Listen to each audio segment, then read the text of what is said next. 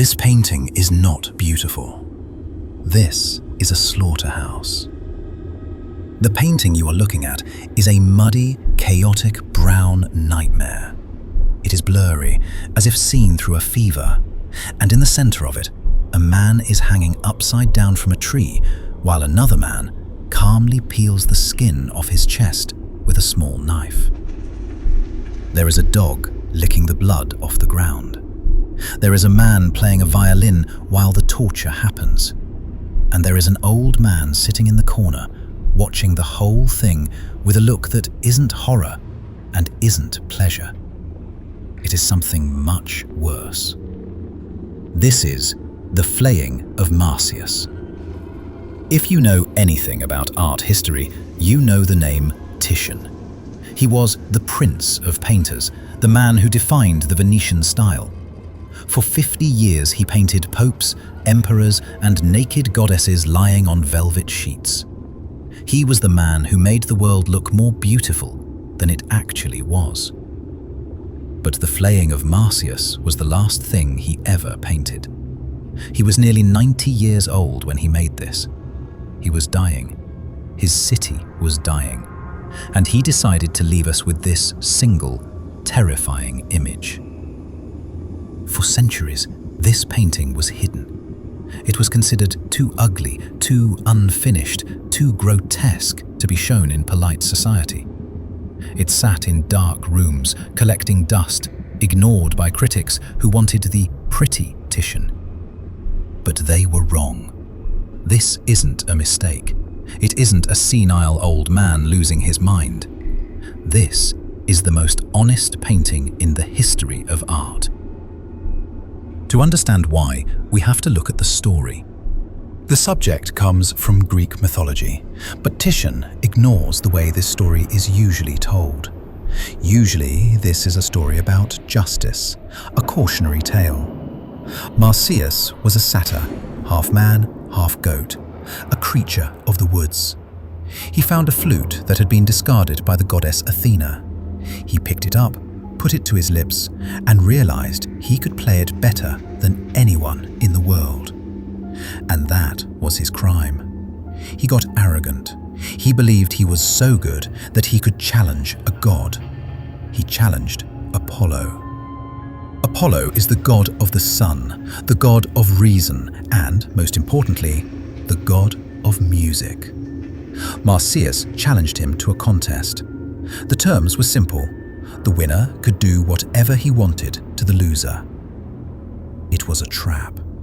You cannot beat a god at his own game. Marsyas played the flute and the people wept. It was the raw, emotional music of the earth. But then Apollo played his lyre. He played the music of the spheres, the mathematical perfection of the heavens, and, just to be sure he would win, Apollo turned his instrument upside down and played it that way, daring Marsyas to do the same. Marsyas couldn't. A wind instrument doesn't work upside down. Marsyas lost, and Apollo collected his prize. He tied him to a pine tree. He stripped him bare and began to flay him alive. In almost every other painting of this scene, and there are many, the artist shows the distinction between the two. Apollo stands tall, glowing, clean, and divine. Marsyas is the dirty beast, writhing in pain below him. It is a clear image of order crushing chaos, good punishing bad. But look at Titian's canvas. Where is the light? Where is the divinity? There is no glowing god here. Apollo is the figure on the left, kneeling down. He doesn't look like a god. He looks like a butcher. He is working with a terrifying clinical focus. He isn't angry. He is just doing a job. And Marsyas? He is upside down, his goat legs tied to the branches. But his face isn't the face of a monster. It is the face of a man. His mouth is open, but we don't hear a scream. We sense a long, silent exhale. The most disturbing thing about this composition is that Titian blurs the line between the torture and the torturer. They are painted in the same muddy tones. The flesh of the god and the flesh of the beast look exactly the same. If you didn't know the story, you wouldn't know who was the hero and who was the villain. And that is exactly the point. Now, we need to talk about how this was painted. If you zoom in on the canvas, you notice something strange about the brushwork. It doesn't look like the work of a Renaissance master. The forms are dissolving. The paint is thick, applied in heavy, rough clots. For a long time, historians thought this was because Titian's eyesight was failing. They said his hands were shaking, that he couldn't hold a brush properly anymore. They thought the painting was unfinished. But modern analysis tells us a different story. Titian didn't use brushes for a lot of this painting. He used his fingers. He is physically touching the body of Marsyas. He is caressing the wound he is creating. This technique is called pittura a macchia, painting with patches. When you look at the chest of Marsyas, where the skin is being peeled back, you are seeing Titian's fingerprints. This gives the painting a vibration that no other image from this era has. It feels like it's rotting and breathing at the same time. But let's look away from the center for a second. Let's look at the witnesses. Because the people watching this torture are just as important as the torture itself. On the far right, there is another satyr. He is bringing a bucket. Why a bucket? To catch the blood. In the myth, the blood of Marsyas and the tears of his friends fell to the ground and created the river Marsyas. It's a poetic detail, but instead of painting a river, Titian paints a bucket. It makes the scene industrial, it makes it practical. You skin the animal, you catch the blood. Then there is the dog. Right under the hanging body, a small dog is lapping at the blood on the ground. It's a detail that would be rejected by almost any patron of the arts. It's disgusting. But it grounds the horror in reality. The universe doesn't care that a demigod is dying. The universe is hungry. The dog eats. Life goes on. It is a moment of pure, nihilistic realism inserted into a high mythological drama. And then, on the left, we have the musician. There is a figure standing just behind Apollo, playing the lira da braccio, a precursor to the violin. He is looking up, lost in the music. He is providing the soundtrack to the torture. This is the great contradiction that Titian is wrestling with.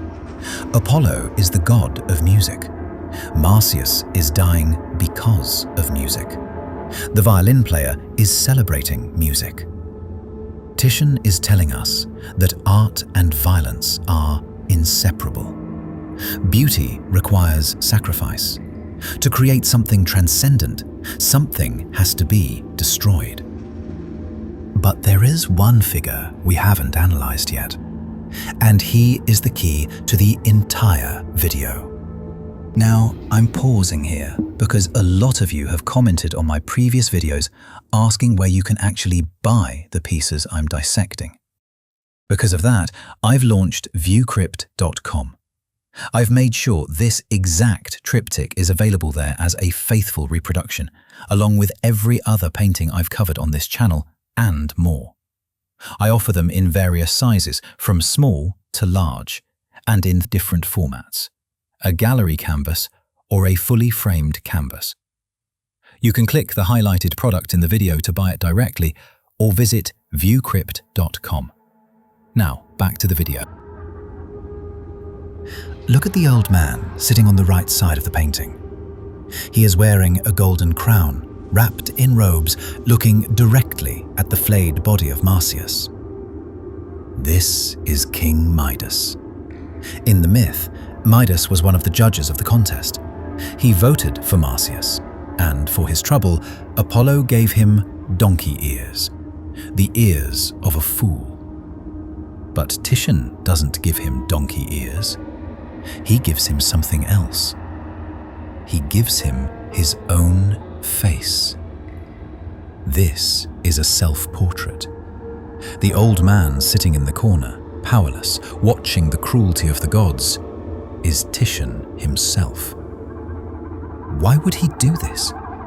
Why would a man who spent his life painting beauty insert himself into a scene of such hopelessness? Because of where he was. The year is 1576. Venice is being ravaged by the plague. The Black Death had returned. It was wiping out the city's population. The canals were filled with bodies. Titian was trapped in his house. His son Orazio would die of the plague soon after. Titian himself would die months later. He was an old man, surrounded by death. He realized that all the gold, all the velvet, all the perfect bodies he had painted for 50 years, none of it mattered. It couldn't stop the plague. It couldn't stop the decay. So he painted himself as Midas. He is just a sad old man sitting in the shadows, watching the inevitable. He sees himself in Marsyas. Marsyas was an artist who thought he could touch the divine. He thought his art made him special. He thought he could transcend his animal nature. And in the end, he was just meat on a tree. Titian is looking at Marsyas and thinking, this is me. This is all of us. We spend our lives creating, building, striving. We think we are special. We think we are favored by God.